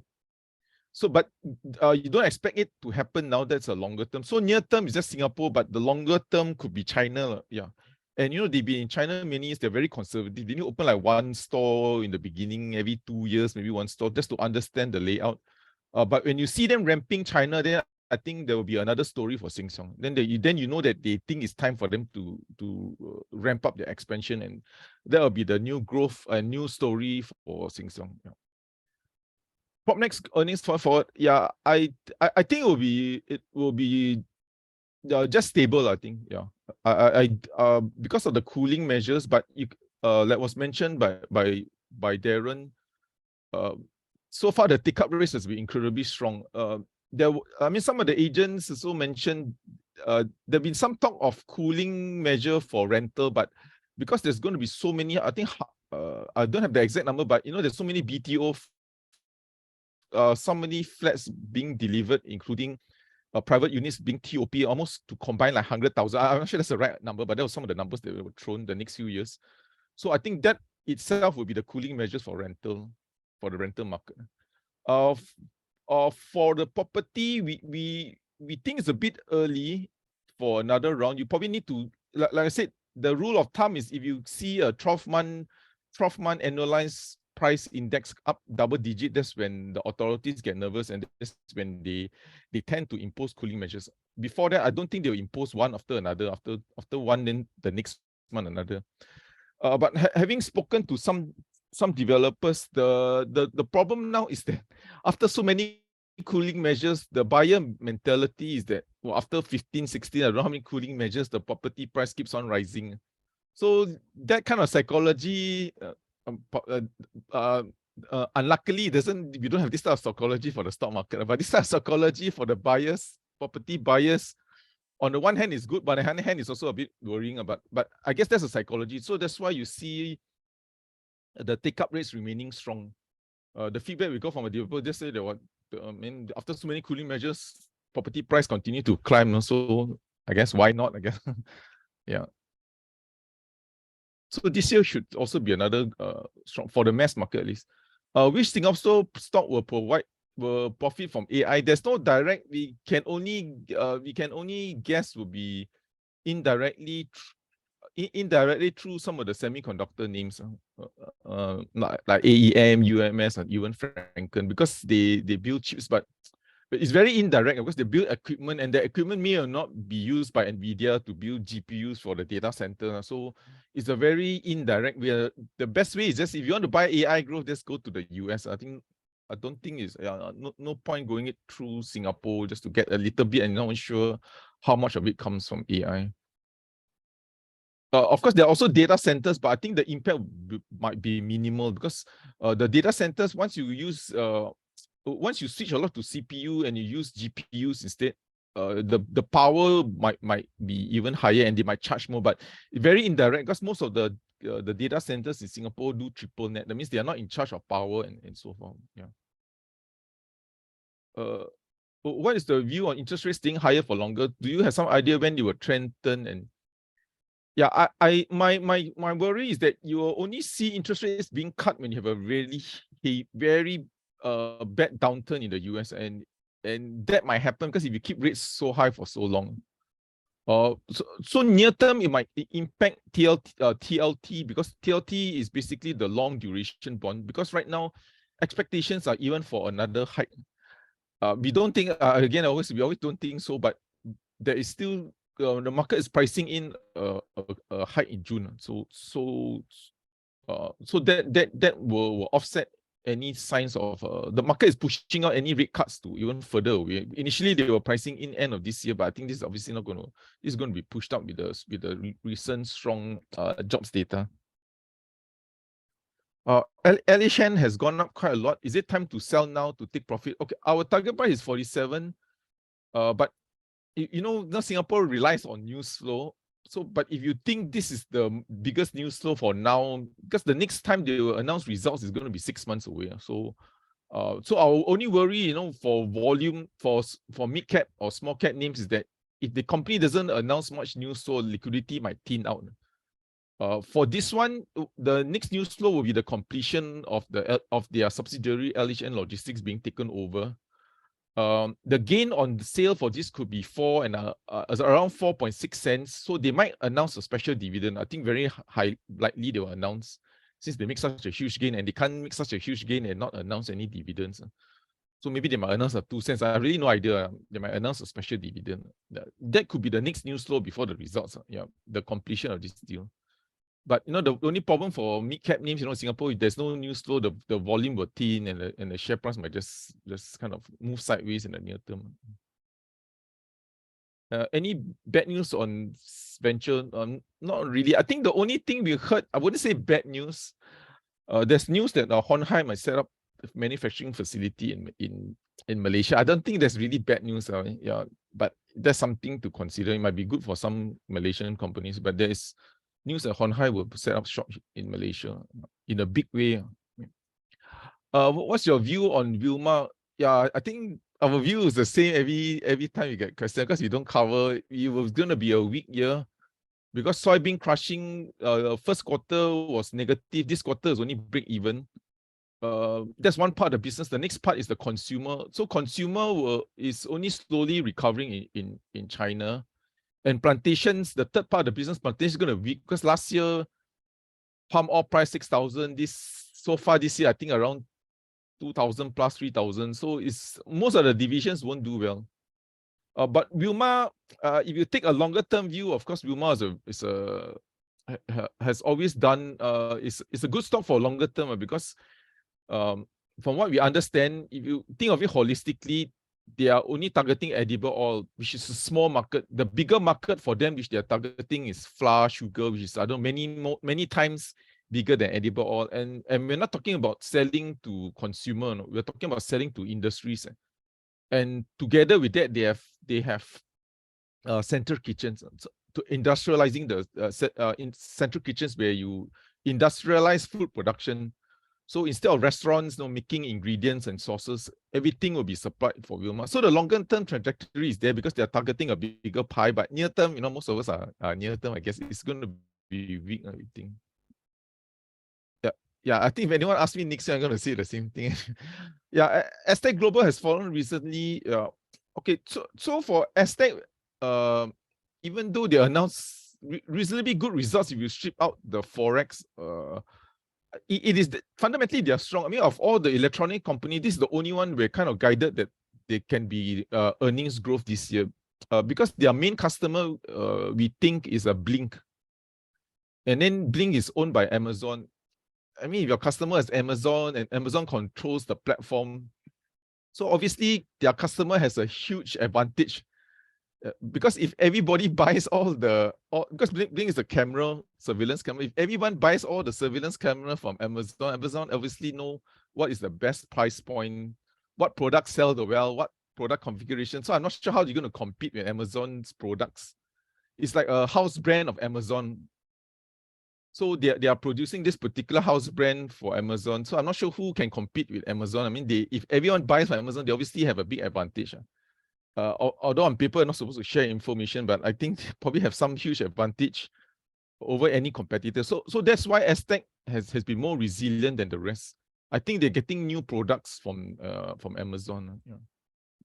and it's going to be very hard to unseat. The only risk for Aztec Global, we think, is that they are using Aztec as a single source. That is always risky. So that is the biggest risk for Aztec if Amazon starts to secure a second source. But I mean, we do not know, but that's always the risk for them. Okay, this one I will let Jonathan. Any upside for C? Yeah, Jonathan. Yeah. Sure. Let me take this. And yeah, any upside for C as it's gone down so much. Yeah, so I think C's price right now is about 50 plus, almost $60. It's really taken quite a hit since its earnings. Several reasons for this. Firstly, it actually missed consensus estimates on the bottom line by quite a bit. But I think that one of the other reasons is because revenue growth actually was down sequentially. So revenue growth for a quarter was only about 5%, which is not really that much, given that it's a growth company. But that being said, we do think that there's still quite a bit of upside for C. Shopee, which is its e-commerce company, e-commerce business, actually is accelerating in terms of growth. They did mention that one of the reasons for this, and actually all of they used to be heavily in the red, but after significant cost-cutting measures, all of its business segments have been profitable. So that's one good thing from its earnings. Another thing is that Shopee, it looks to have improved its monetization, as well as cut a lot of its I guess incentives for sellers and buyers. So it's been able to manage its costs a lot better.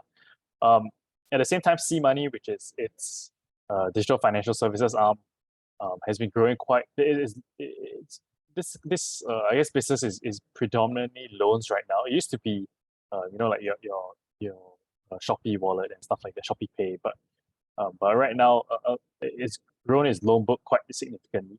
I think it's moving towards that direction where it's just going to be giving out a lot of loans and earning interest, and so from that, because the volume it's really in its infancy stage, and you can see volume growing quite exponentially.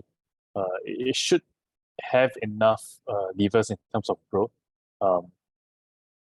I guess at least for the foreseeable future. So they're more profitable, and they still expect to be growing from its C-Money and its Shopee businesses. Yeah, I mean, long answer short, there are still some upside for C, and that's why in our report we actually have a target price of about $100 US. So that's almost, it's like 60-70% upside from where it is right now. Yeah, sorry, it's a bit long, but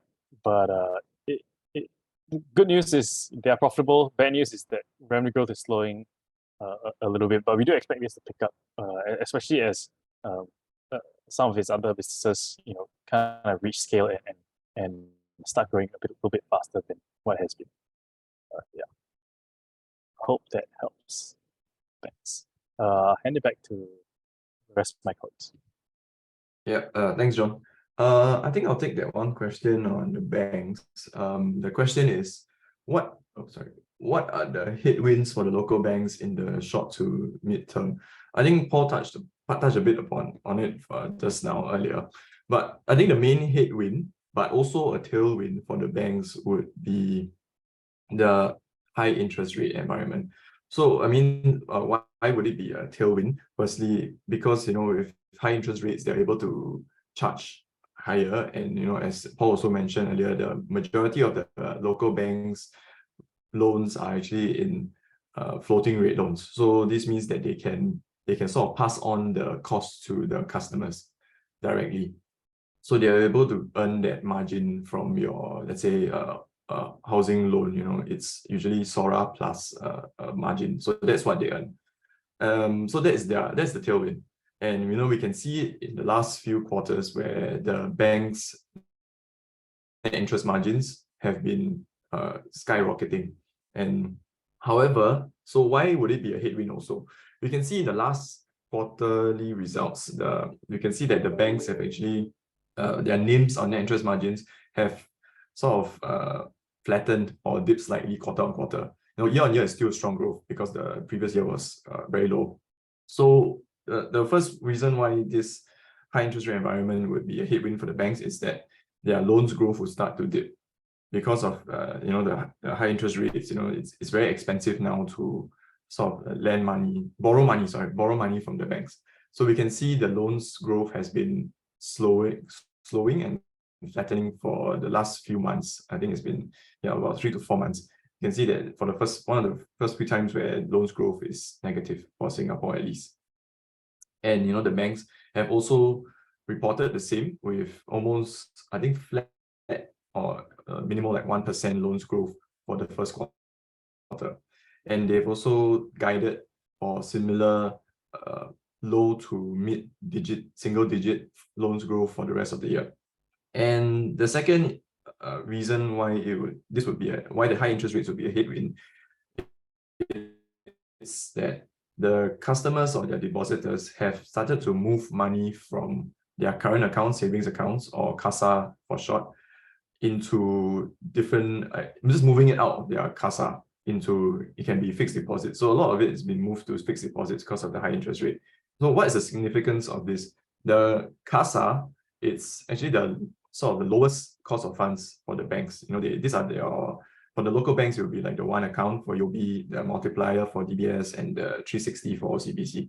So this is the lowest cost of funds for the banks. I think if you just put your money there and don't meet any of there are many criteria, you're only getting like 0.5% interest per annum. So this is, a lot of people don't really meet the full criteria to get, I think, like 5 or 7%. So this is their lowest cost of funds. And when their CASA ratio starts to dip, their cost of funds will start to increase. And we can see that happening already with all the banks having mentioned that their cost of funds are creeping up slightly. And they do expect this to continue for the rest of the year. So that it would be the second tailwind for the banks, for the local banks at least. Yeah, I hope that answers your question. Thanks.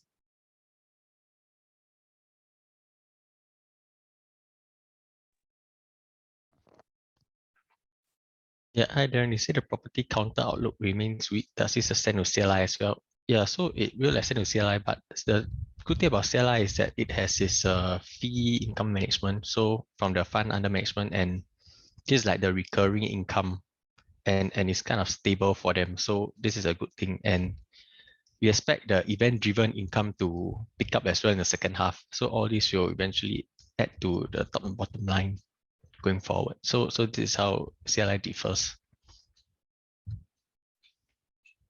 Yeah, and would data centers REITs benefit from AI? So yeah, data center REITs will definitely benefit from AI, as AI needs a lot of storage and data. So yeah, we expect the demand to remain quite high for the data center REITs, especially with this new AI. I mean, it's not new, but as AI starts to gain more traction. Yeah, that's all for me. Thanks.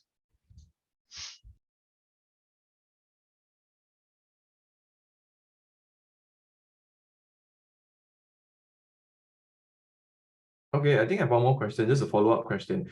So the question is, what is your view on local banks balancing the tail and headwinds you just mentioned? Yeah, so the banks have actually, they did balance it quite well. You can see their NIMs are sort of flattening, but they do expect their NIMs to be this level continuing at least for the rest of the year. And they have mentioned that, as I said earlier, majority of their loans are floating rate loans. Right, I think 60 to 70. That's a best guess estimate, because they don't really release the what is the exact figure. So best guess 60 to 70%. So they are able to sort of pass on the higher interest rates directly to their customers. And as for housing, housing loans, you have to take the bank loan, right? You can't go back and say, oh, I want to take a HDB loan, right? Once you're in a bank loan, you have to do it. So the most they can do is move to other banks, but it's still within the local banks. So I think that's how they have been balancing it, and they have mentioned that by doing this, they are able to maintain their net interest margin. So while it has not grown as much quarter on quarter, it's still extremely high. This is historically high, record high levels for their net interest margins. I think the thing that they need to balance out which they can do it, which they do have sort of some say over, would be the loans growth. So they are doing other means of loans growth, and they have moved it towards they're now looking towards their fee income instead of concentrating on net interest income. So net interest income was all the rage the last few quarters. It has seen record highs, it has been increasing by high double digits. So now with the sort of flattening of this net interest income, they are moving to fee income, and fee income has seen quite a tremendous recovery in the first quarter of this year, and we do expect that the fee income will continue to grow for the rest of the year as it recovers from a very low point in 2022, sorry. So fee income will sort of buffer the slowdown in growth for their net interest income. And the first quarter is is a very good representation of what we would likely see moving forward into the rest of the year, where fee income starts to balance out the net interest income slowdown. Yeah, I hope that answers your question. Thanks. I think that's all. I'll hand it over to the rest of my colleagues. I'll take the question on REITs and Sembcorp industry. Okay, there's a question on what is your take on REITs and Sembcorp industry. Okay, REITs, the book value is 18.3 cents, Singapore cents. But for mining companies like them, the book value, which is the assets, is basically consists of how much is comprises of what the mining expenditure, that means the oil and gas exploration expenditure they had invested, which they capitalize. So if you rely on the book to think that it's trading at below book value, it's not a very good guide, because if they drill and they find it and spend money on drilling, they find that there's nothing there, they'll drop the well or drop the field. So then they will have a write-off. So the book value is also subject to this depletion, possible depletion. The REITs price tend to move in line with the price of crude oil, because it's a oil and gas exploration and production company, and oil prices have gained on Saudi's decision to cut some of their quota.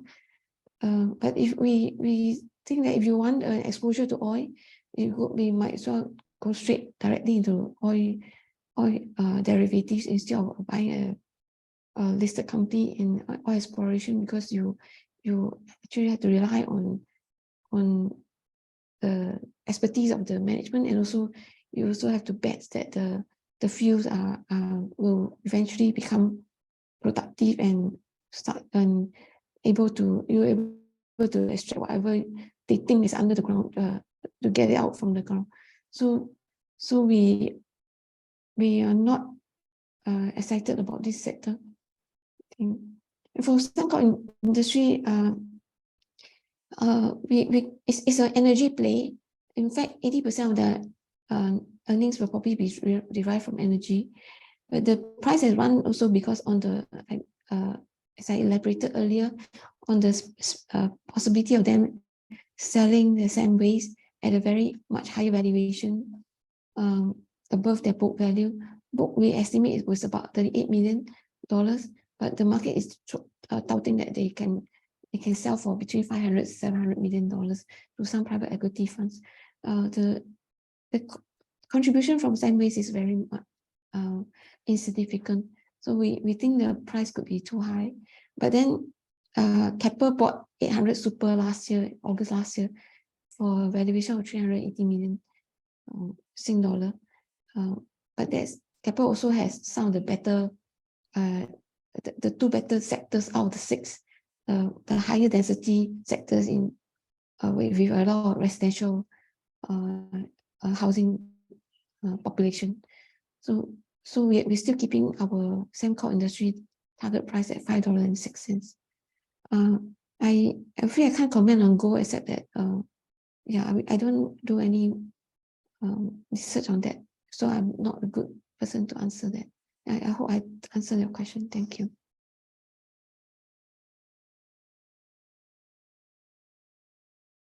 Okay, thanks. So let me just try to answer the question on gold. So gold has done well on expectations of a rate cut, and when the whole banking crisis occurred, so gold acts as a hedge towards this kind of exogenous shocks and so forth. But if interest rates are going to be elevated, then no, why buy gold? Because gold is like a zero coupon. No, like we always say, gold is a zero coupon bond. That means the bond, a very long dated, 50-year bond with no interest rate. So they will get hit. I mean, if interest rates are going to stay elevated.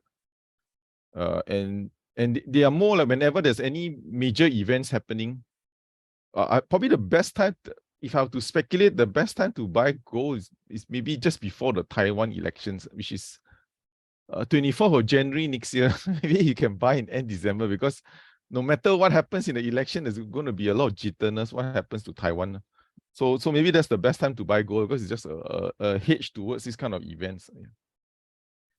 Would the expectations for the next Fed meeting be a pause on rate hike? If inflation rises again, just likely to Fed will raise rate? Okay, so my expectations for I think June 14 meeting is for a pause, but they are going to tag it or narrate it like it's a Fed skip. I don't know who created all these words, but anyway, it means is that it doesn't mean the Fed, the next course of action by the Fed is to cut. So what the Fed might communicate is they are pausing now, because they just number one okay, why they are pausing is because of the banking crisis that happened.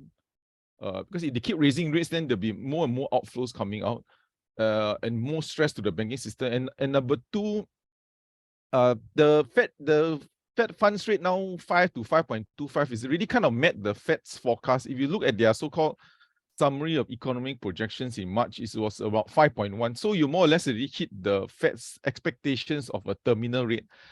Terminal rate means it's a long, very fancy way of saying what's their long-term rate, whatever, the rate that they will stop raising rates. So for these two reasons, and also some of the comments that was made by Powell that cutting too much is equal, or whatever, some cryptic language. But what it means that we think they will pause, but they might script it that it's a skip. That means they are going to skip now, but it doesn't mean they won't raise again. But anyway, just to want to reinforce that they are still fighting inflation.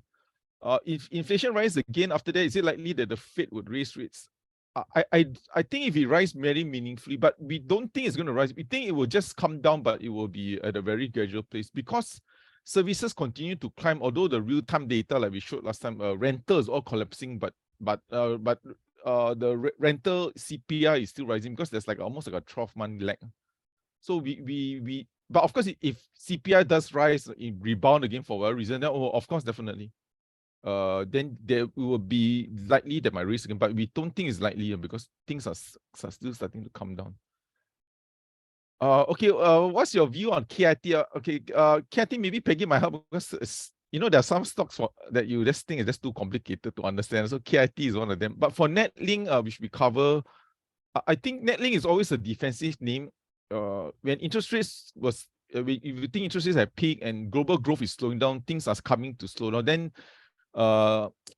then Netlink is like a bond, it's a bond-like instrument, a bond-like equity instrument. So it's like buying a bond. So we think their yield is very sustainable for now, because in a way, when you're buying a business trust, just to add on a little bit, the dividends you get may not be actually purely all coming from cash flows. I think important to know that, because in the way business trusts pay, they can actually pay dividends out of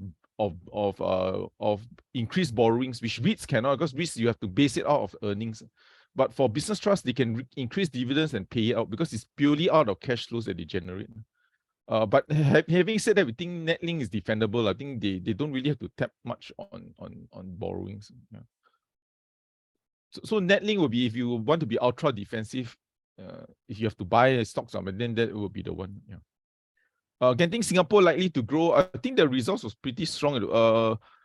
We think probably the peak for Genting Singapore is when you see tourist arrivals more or less start to slow down. But right now, like we mentioned earlier, RevPLA continues to climb, which is also benefits Genting Singapore, because they have probably one of the biggest footprint of hotel rooms in Singapore. So they are also a beneficiary. But of course, we all know casinos are the biggest revenue. So long as that continues to climb, I think, can they grow? I think they can still grow. I think depending on how much of the Chinese tourism come out. But we still think longer term, our own view is that casino gaming is a mature industry. I don't think the young, but of course the rich do gamble, but at least the younger generation don't really go to casinos. They'd rather do it online, I guess. Your view on HRNet, we still like HRNet. I mean, just that in the near term, we are just a bit concerned of the hiring. Because their hiring is not only in Singapore, it's in Taiwan, Hong Kong, China. We just worry that it's just a macro reason, just a macro call that we have on that. The near term might be a bit slower, but no, HRNet has a really incredible business. I mean, they have 300 million net cash. Fixed assets is only 2 million. So it's one of those very rare, very high ROE. We like it very long term because this business doesn't need capital. You just keep, it's like a prop next, because they just come out, you just keep on spewing out cash, yeah, and they can pay very good dividends. It's just that very near term, because everyone is so short term these days. So near term, just that we think hiring will slower because of the whole global weakness. Not mainly in Singapore, but mainly because of Taiwan and China and Hong Kong. Yeah. Any comments on natural gas? Maybe know a few companies. I'm not sure, Peggy, do you know any natural gas? How will Thailand potential new anti-monopoly rules affect Thai BEV? Oh yeah, sorry, that is actually very news to me. Sorry, I didn't even realize there was this rule. Let me check about. But they definitely have a monopoly, but I'm not sure does it apply to beverages. Sorry, I didn't catch this news. I need to look at the details. Apologies. I didn't even know there was such a rule that came out. So much for covering Thai BEV. But yeah, I need to get back to you. I'll try to post it on P3 if I can get more information. Yeah, thanks for the info.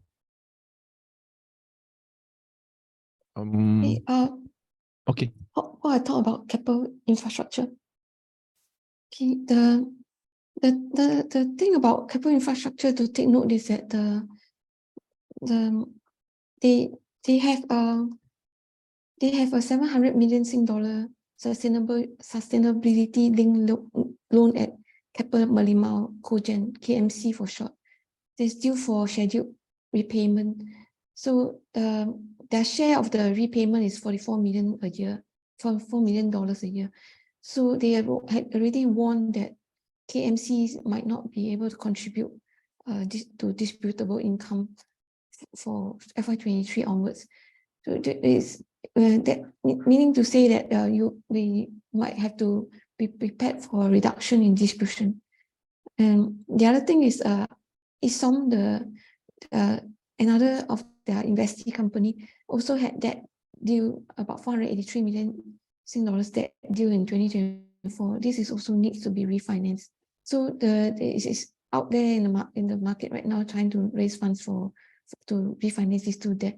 So we hope that they can, depending on the new cost of funds that will be pegged to the refinance that might swing the distributable income for KIT. So this is the biggest unknown out there for KIT, which I think is way on the share price.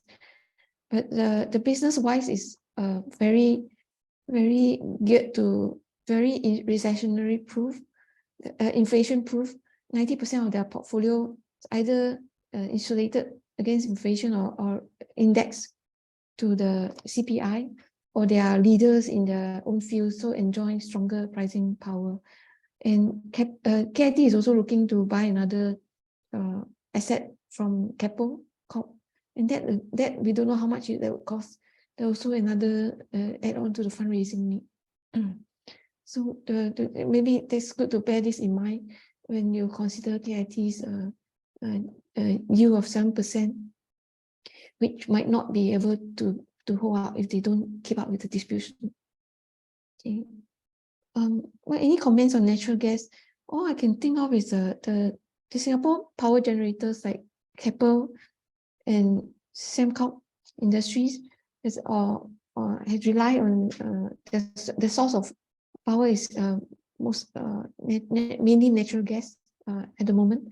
So that if the price of natural gas swing upwards, unless if they have not hedged it, they might be exposed to that. But so far, for the two companies, we don't see that risk. As to so these are the two companies that I can think of at the moment. Yeah. I hope I've answered that question. Thank you.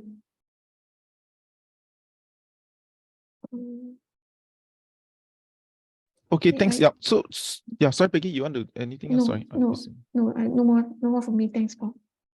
Yeah, okay. Yeah, thanks for that. So this is regarding the anti-monopoly law by Bloomberg. I can't really see the whole thing, but I don't see it in the mainstream news. But I'm not sure how you're going to break this up without paying fair compensation to them. I really I need to study this even more. Yeah. But the I guess the the negative is that if they are targeting alcohol, there are worse ways to do it. It may not even be just a monopoly. They could also just push up the excise duties. So even though if it doesn't hurt them, if that is the direction of the new political party, then it's obviously not positive for Thai Bev, because that means the next target, probably an easier one to push through, will be just raise the excise duty. So I'm not sure. So I need to I need to ask our Thai counterparts how this is. Yeah. Thanks for that. But don't know enough of Thai. This is like a political question, so I need to did know more background check at this. Yeah. I'll finish off with the last question on KIT. The question is, for KIT, should the two headwinds really negatively impact? What is the likely yield for KIT?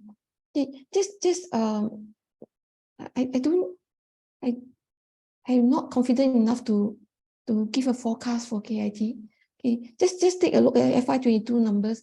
The KMC, the cogen plant, contributed an income of 43 million in FY22. Isong contribute an income of 96 million in FY22.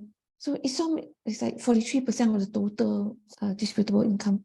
So if you 43 plus 96, assuming if the refinancing will reduce